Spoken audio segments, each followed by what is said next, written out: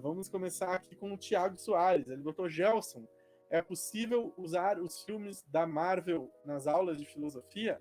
Por favor. Todos, dá pra usar todos. Dá pra ver lá desde de Homem de Ferro trabalhando algumas questões sobre essa questão homem versus tecnologia, mecânica, inteligência artificial, que está lá na Vingadores 2, na Era de Ultron, próprio Thor, questões mitológicas, a Guerra Civil, eu acho que foi para mim um dos melhores filmes que a Marvel lançou, Capitão América Guerra Civil, que tem uma frase do Homem-Aranha que é bem bacana, né, onde o Tony Stark pergunta para ele: por que tu faz o que faz, né? E ali tem uma questão de ética e responsabilidade muito aristotélico até, por sinal. Exato. Não vou falar aqui, não vou repetir, procurem, vale a pena. O próprio Ultimato, né, Endgame e Ultimato tem umas questões bem interessantes ali, os dois últimos filmes dos Vingadores, sobre essa questão do Thanos tentar, para salvar a humanidade, eu tenho que matar metade dela. Até que ponto isso tem sentido ou não? Dá para fazer grandes discussões, essa questão de voltar para o passado, né? A gente vai voltar para o passado e vamos recuperar tudo isso e acelerou que acontecesse quase a mesma coisa novamente. Será que os fins justificam os meios? Então existe várias discussões dentro do universo da Marvel, né, dos filmes da Marvel, que dá para usar. Agora, com as séries da Marvel também, né, que dá para usar muita coisa, né, teve agora a WandaVision, que dá para trazer algumas questões de filosofia, não assisti, mas já ouvi falar que trazer várias questões.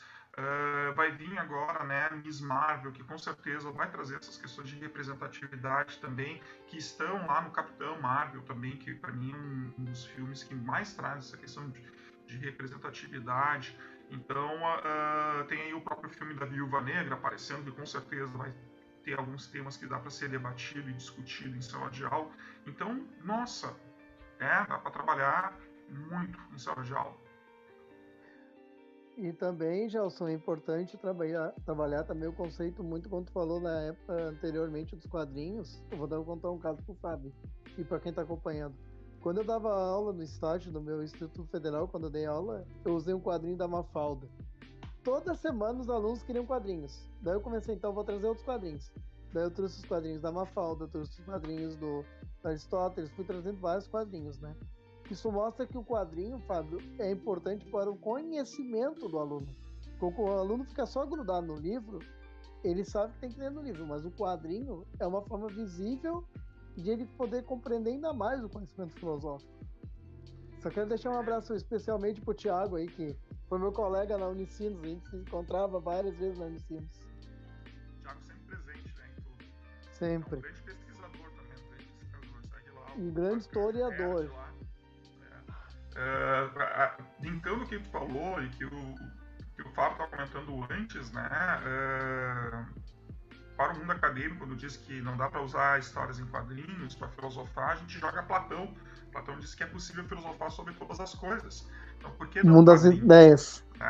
E outra, né, o quanto a gente precisa observar a cultura, né, e o Fábio está falando sobre o Átila, que estava no YouTube, e por isso ele não ganhou um determinado valor acadêmico, mas qual o impacto da informação dele que ele deu, levando a ciência para a grande população.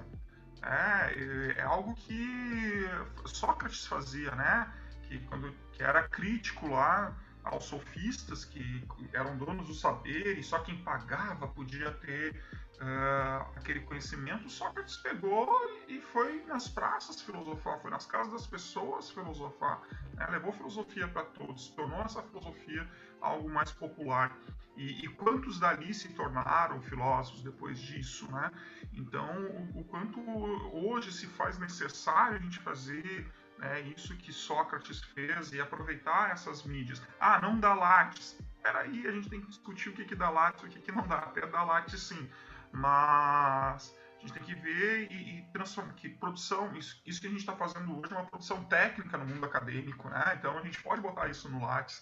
Então, não só de artigos vive o Lattes, né, vive o pesquisador.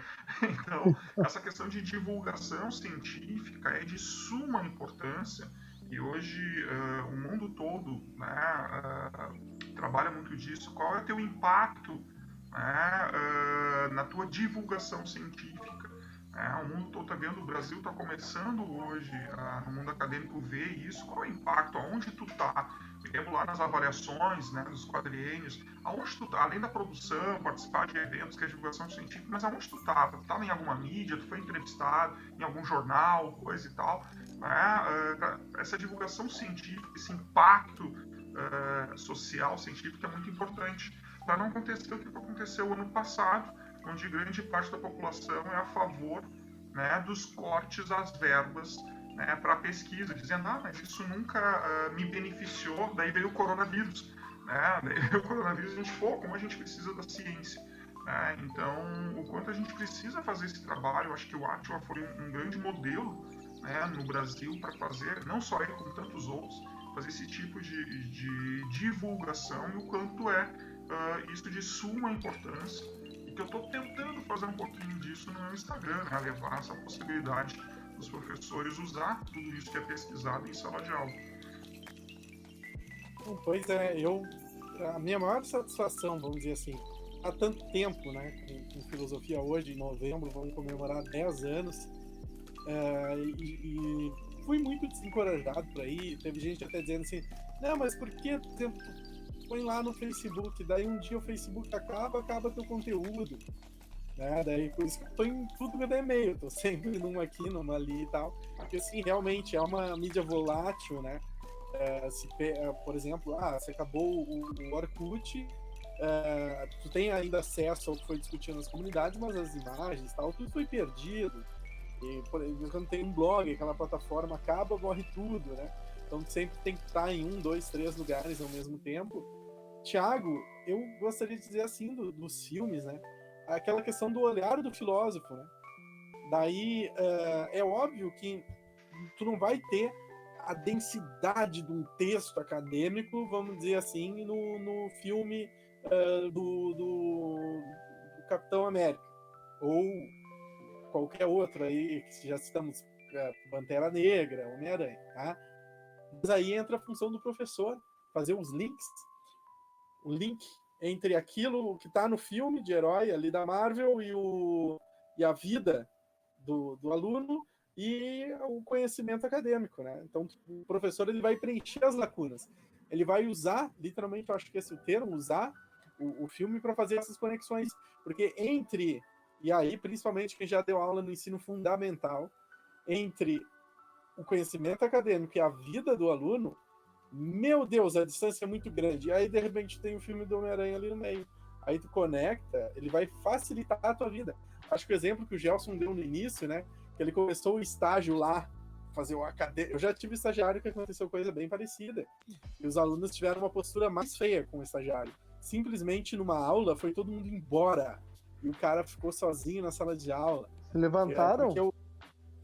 Não, nem levantaram, eles simplesmente não entraram, porque é uma escola que o professor tem a sua sala, né? Eles simplesmente não entraram na sala. Então, assim, o que eu vou dizer, cara? A gente vem com essa visão, assim, acadêmica, e quando tu chega ali no adolescente, que é o ser humano em estado puro, né? Às vezes tu toma uma porrada que não esperava, né? Então, tu usar a obra do herói para facilitar ali, e aí pode ser várias. Eu não diria que tem uma mais ou uma menos filosófica que outra. Claro, tu vê que algumas têm um esforço de ser mais filosófica. Então, se eu fosse cravar aí para ti, nem é uma que eu gosto tanto, mas eu acho assim que faz tanta conexão que ela é o cara, o Doutor Estranho. O Doutor Estranho, para mim, se tu quer começar, assiste lá o Doutor Estranho, ou lê o quadrinho do Doutor Estranho, e aí tu começa a viajar nesses links aí, né? Mas de vez em quando não é. De vez em quando tu tá numa comunidade, por exemplo, do aula lá na Restinga Velha, que me surpreendeu quando numa atividade extra classe, né, num sábado, passamos o Pantera Negra, e aí para uma comunidade de maioria negra, nossa, aquele filme foi libertador, foi uma coisa que quando eu vi, ele não me pareceu, entendeu? mas quando eles viram, tocou de um jeito assim que causou assunto para meses, né? Então aí vale a pena tu fazer, porque né, às vezes o Homem-Aranha está muito próximo de determinados alunos, mas às vezes é o Pantera Negra que está mais perto, às vezes é o Batman que está mais perto, então aí tem que... É uma questão ali do famoso feeling de sentimento. Isso é um meme, né? O famoso sentimento ali do professor em relação às suas turmas para conseguir linkar esses assuntos aí.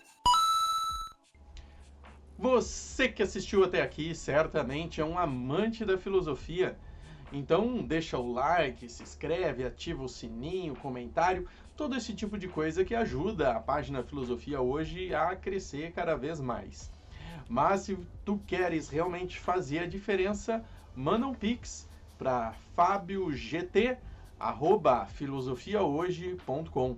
É meu e-mail, manda um pix de qualquer valor que vai fazer a diferença para eu trazer conteúdo legal aqui para vocês e filosófico toda semana. Assiste mais um vídeo. Obrigado, valeu e até a próxima!